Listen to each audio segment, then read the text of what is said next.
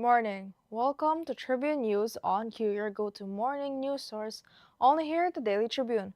We're now live on Daily Tribune's Facebook page, Daily Tribune PH on YouTube, and the Daily Tribune Official on TikTok for today's headlines. The Chinese embassy in Manila downplayed, for now, calls to sanction Filipino lawmakers amid an escalating verbal dispute with officials in Beijing. A lawmaker said scrapping the travel tax could yield up to 22 billion pesos in annual revenue, far surpassing the projected 7.5 billion peso loss. Partido Demokratiko Pilipino condemned alleged transgressions by the International Criminal Court as a rights group pressed for arrest warrants against officials linked to Rodrigo Duterte's drug war. The National Police Commission and the Philippine National Police are reviewing traffic arrest procedures after a driver nearly faced charges for hitting a student who fell from an LRT-1 station platform in Quezon City. From Camp Crame, Jose Melencio Nartatas Jr. ordered an immediate manhunt after two high-profile killings put Philippine National Police units on high alert. Globe Telecom urged practical policy reforms to speed up infrastructure development and deliver more reliable internet services nationwide. The second season of Daredevil Born Again is gearing up to plunge Hell's Kitchen into deeper turmoil when it premieres 25th of March exclusively on Disney+. Buds Budden and a few Alas Pilipinas standouts powered the National University Bulldogs to a strong opening in their sixth-peat bid in the UAAP Season 88 Men's Volleyball Tournament.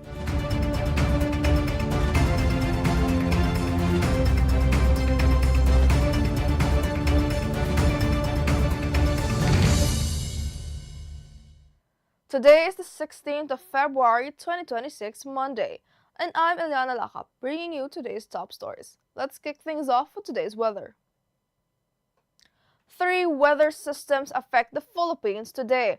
The shear line brings cloudy skies with scattered rains and isolated thunderstorms to Cagayan and Isabela.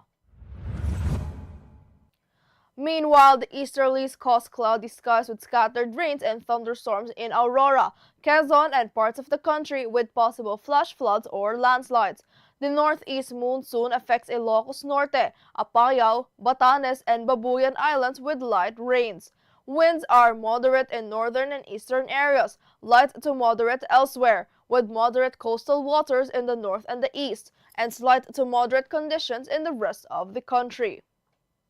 Now for our traffic update. Light traffic is reported at Balintawak Toll Plaza, approaching Mindanao Toll Plaza, Lias Marilao to Lawang Bato, Valenzuela southbound, Bukawa Toll Plaza, and San Fernando northbound and southbound lanes. NLEX Connector Magsaysay entry ramp is closed for maintenance and enhancement works from February 12th 7 a.m. to February 19th 7 a.m. Motorists are advised to take alternate routes. Valenzuela to May-Kawayan River Bridge northbound has safety repair works with the rightmost lane, lane number 4, closed, moving at approximately 30 to 40 kilometers per hour. The leftmost lane of the East Service Road from Ever Memorial Garden to Liptong May-Kawayan is open as a supporting lane for NLEX northbound motorists for Class 1 vehicles only. Pulilan northbound exit and southbound entry are temporarily closed for road enhancement works at Pulilan Interchange from February 15th to February 20th. Motorists are advised to take alternate routes. All other areas of NLEX, SATEX, and NLEX Connector, including toll plazas and interchanges, are experiencing light traffic conditions. Now let's move on to this morning's headlines. The Chinese embassy in Manila has, for now, rejected proposals to sanction Filipino legislators, saying diplomacy should allow reciprocal responses without silencing either side. Spokesperson Ji Lingpeng warned China may still take countermeasures after tit-for-tat actions, including a ban on Kalayaan, Palawan officials who declared Ambassador Xing Quan persona non grata. Tensions linked to the West Philippine Sea dispute continue, with the Department of Foreign Affairs warning the clash could strain bilateral relations. Now, a lawmaker claims scrapping the travel tax could bring in up to 22 billion pesos annually, far exceeding the projected 7.5 billion pesos in lost revenue.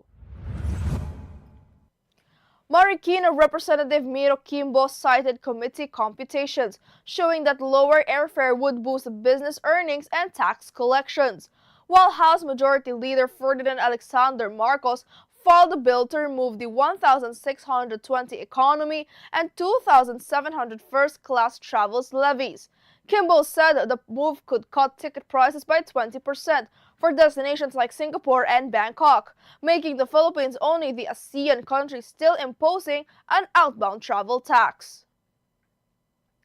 Now, the Partido Demokratiko Pilipino denounced what it called repeated transgressions by the International Criminal Court, amid calls for arrest warrants against former and current Philippine officials linked to Duterte's war on drugs.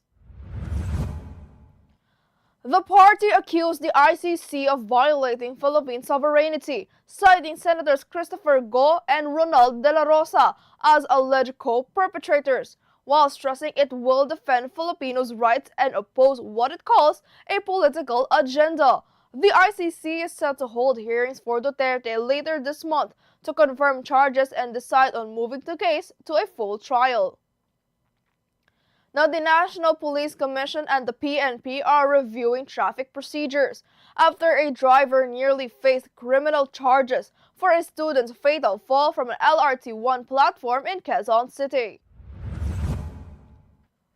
NAPOLCOM Vice Chair Rafael Vicente Calinisan stressed the need to clarify when arrests are mandatory, noting the driver was released after investigation showed no negligence. Senator J.V. Hesito supports the Defensive Driving Protection Act, which would shield motorists who can prove they followed traffic laws from immediate arrest while still holding them accountable if at fault. Now, from Camp Crame, PNP Chief of Police General Jose Melencio Nartates Jr. ordered an immediate manhunt following the weekend killings of former Miss Philippines Earth runner-up Lulette Jane Ramilio de Guzman and Oriental Mindoro Electric Cooperative Director Antonio M. Mendeja. Under the directives from President Marcos Jr. and Interior Secretary John Vic Remulla, regional police are investigating motives while deploying enhanced operations, checkpoints, and increased visibility to ensure swift arrests. Authorities urge anyone with information to come forward to aid investigators in apprehending the suspects. Now, Globe Telecom is urging practical policy reforms to improve the telecommunications infrastructure, aiming to provide Filipinos with more reliable and affordable internet.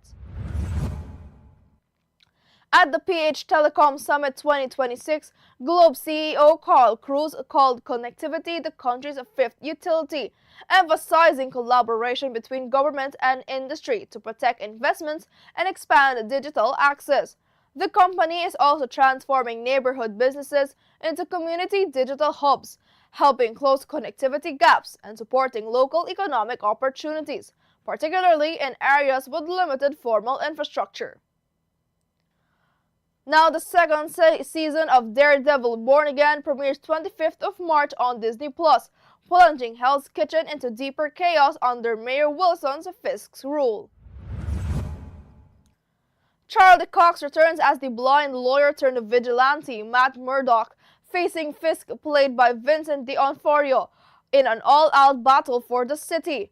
Fan favorites Karen Page, Vanessa Fisk, Bullseye, and Heather Glenn are back, with Kristen Ritter reprising Jessica Jones and Matthew Lillard joining as mysterious newcomer Mr. Charles. Season 2 promises higher stakes, defiance, and redemption as Daredevil wages a secret war to reclaim Hell's Kitchen from corruption and fear. Now, Buds Budin and 3 other Alas Pilipinas members led the National University to a strong start in its UAAP Season 88 6-peat bid, defeating University of Santo Tomas on Sunday at the Mall of Asia Arena. Budin scored 16 points with 11 kills, 3 kill blocks and 2 aces, and 8 excellent receptions. Leo Ordiales added 9 points, while Jay Discatico and Peng Tagibolos contributed 8 each. After tight early set, the Bulldogs pulled away in the third, showcasing efficient blocking and teamwork under head coach Dante Alinsurin, signaling NU's intent to defend its championship. Now a quick look at today's horoscope. Today calls for prosperity and generosity, Cancer. Opportunities arise that allow you to fulfill long-pending aspirations. You may indulge in luxury purchases or plan a trip, and the latter part of the day is perfect for donating to charity. Balancing enjoyment and giving today brings both personal satisfaction and positive energy to those around you. Now, Katribo, did you know that on February 16, 1923, English archaeologist Howard Carter entered the final sealed chamber of Pharaoh Tutankhamun's tomb in Thebes, Egypt? Tutankhamun, who died around 1400 BC as a teenager, was buried with treasures meant to accompany him into the afterlife. Carter, backed by Lord Carnarvon, had searched 4 years before discovering the tomb in 1922. Inside the final chamber, he found 3 nested coffins, the innermost made of solid gold, holding the mummy of King Tut. The tomb's riches, jewelry, chariots, statues were nearly intact and later became part of the famous Treasures of Tutankhamun exhibition now housed in Cairo's Egyptian Museum. Valentine's may have just ended, but it might just have started for these 2 dogs. This morning's viral is overloaded with cuteness, a TikTok video that has racked up 300,000 views and 60,000 likes. The clip taken during traffic shows the dogs in separate cars seemingly falling in love, with netizens commenting on their organic encounter and joking, "Sana all na lang." Now that's all for now, mga katribo. Join us again at 1 o'clock p.m. for more updates. This has been Eliana Lacap for Tribune News on Q.